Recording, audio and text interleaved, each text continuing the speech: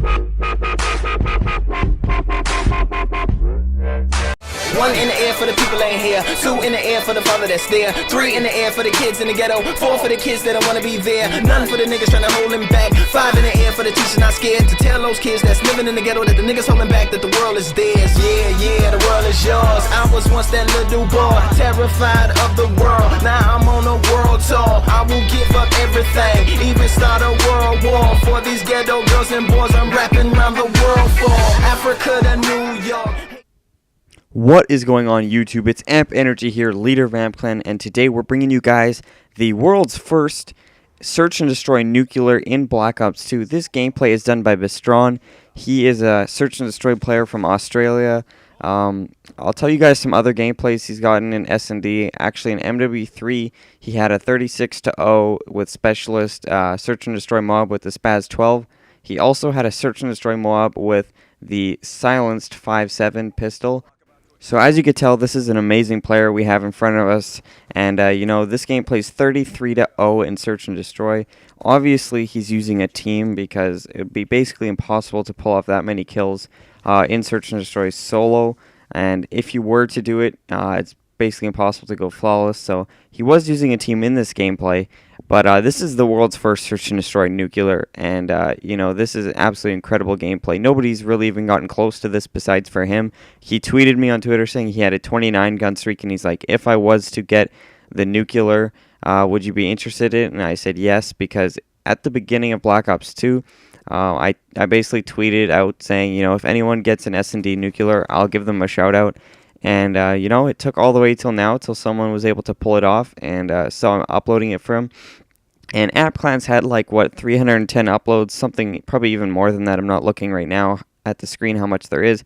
But we've only had 2 shoutouts on our channel. Everything else obviously was a shoutout for an Amp Clan member, but we've only had 2 shoutouts for non-Amp Clan members, and this is the second one. The first one was for the Peacekeeper 150 Plus.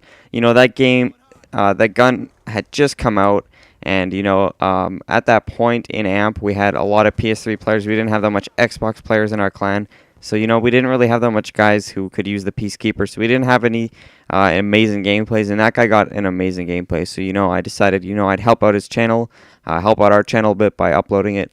And with this gameplay here, Amp is obviously not an S&D channel at all, and so we're just going to do like a one-time S&D upload. I'm pretty sure this will be our only one. You never know, though. But so this is, and I mean, if we're going to upload S&D, it's got to be amazing, obviously, because that's not really what our channel is based around.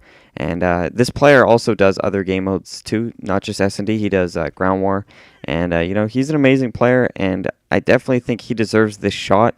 You know, he tweeted me saying would I be interested in it, and within like a couple days he already had it. So he obviously was working really hard to get this, and you know, hard work pays off, right? He's getting an upload to a channel with a substantial amount of subscribers, and you guys are the best subscribers in the world. You already know that.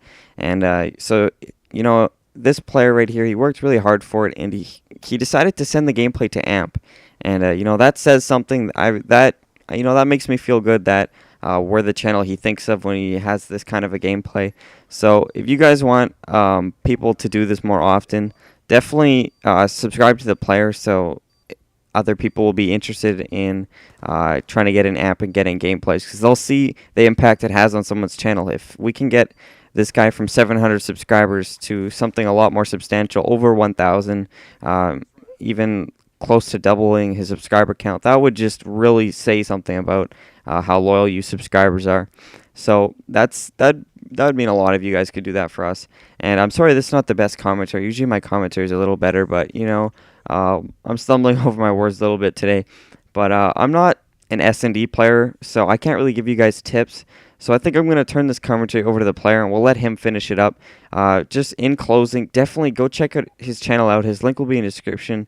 This is the world's first nuclear in search and destroy, and I don't think there'll be that many more. He'll probably be able to pull off a couple more, but I can't see there being a ton of these in the game, because as you guys know, nuclears are more of a challenge than MOABs by far. So I can see there being a few of these in the game, but this player is probably going to dominate that spectrum. I think he's going to be basically dominating the game mode of S&D throughout this game. And he's had some like 20 gun streaks, 20 and O's, like playing solo with no team. And, you know, he can pull off amazing gameplays solo in S&D as well. So if any of you guys are interested in S&D or even some ground war double nuclears, go check out his channel. And he's going to give you guys some tips on what you can do to play better in S&D and just some strategies that he uses, and maybe talk about his channel a little bit. So I'll let the player take it away. Go ahead, man. Alright, hello YouTube, hello AMP Clan, and to all the people watching this, my name is Bossatron or Gabe. I'm an Australian YouTube Call of Duty gameplay commentator channel, and I believe that you are currently approximately 5 minutes through my Search and Destroy Nuclear. Alright, first things first, I want to give a huge shout out and a huge thank you to my amazing friends who stuck with me for the couple of hours that it took to actually achieve this. It is truly appreciated by me that you would play the game in a certain way to suit my needs. It's incredibly selfless, and so yeah, therefore I'm sincerely very thankful. Secondly, I want to give a huge thank you to AMP Energy and the AMP Clan for allowing me to post this gameplay on the channel. It is truly appreciated by me. It's not every day you get an opportunity to present your gameplays or your commentaries to a subscriber base this large. So hopefully you guys enjoy it, and hopefully a couple of you might take a fancy to my gameplays or my commentaries, and if so, please feel free to come check out my channel. Alright, so I was speaking to AMP Energy earlier on Skype, and he was like, just do some, and I was like, what the hell am I going to talk about? I don't want to talk to 35,000 people, that's the scariest thing ever. And he said, just talk about some of the things that were going through your head, some of the search and destroy, the tactics and strategies that you and your team were using, and stuff like that. So that seems easy enough, so here we go. The first thing I wanted to say about Search and Destroy is it is the most chess-like. It is the most chess-like game type that there is in Call of Duty. Reasons for this being is because of the spawn system in Search and Destroy. Take free-for-all, kill confirm, domination, all those things for example. You have to almost anticipate and predict and figure out where they're going to spawn because there is a respawn. With non-respawn game types, specifically Search and Destroy, both teams spawn on either end of the map. So, you can therefore predict where enemies are going to be at a certain time into each round. You can sort of assess each of the routes. You can assess where each of the choke points would be based on how quickly you can get to a certain point on the map and how quickly you can anticipate the opponents to get to a certain point on the map, and sort of already have anticipated where your gunfights are going to occur. There's a lot of strategies in deciding when to attack, when to defend, when to head glitch, when to push to try and get through that opening route so that you can therefore like attain a flank route and a flank position. It is definitely it's definitely the most chess-like. I keep comparing it to chess because it feels like chess whilst you're doing it. It's the most thought-based game type in my opinion. It's all about strategy and it's all about thoughts. Sure, there's some gun skill, but there's definitely a lot more thought processes involved in it, as opposed to a game type like Kill Confirmed or Ground War Domination, where it's just all gun-on-gun action, fast.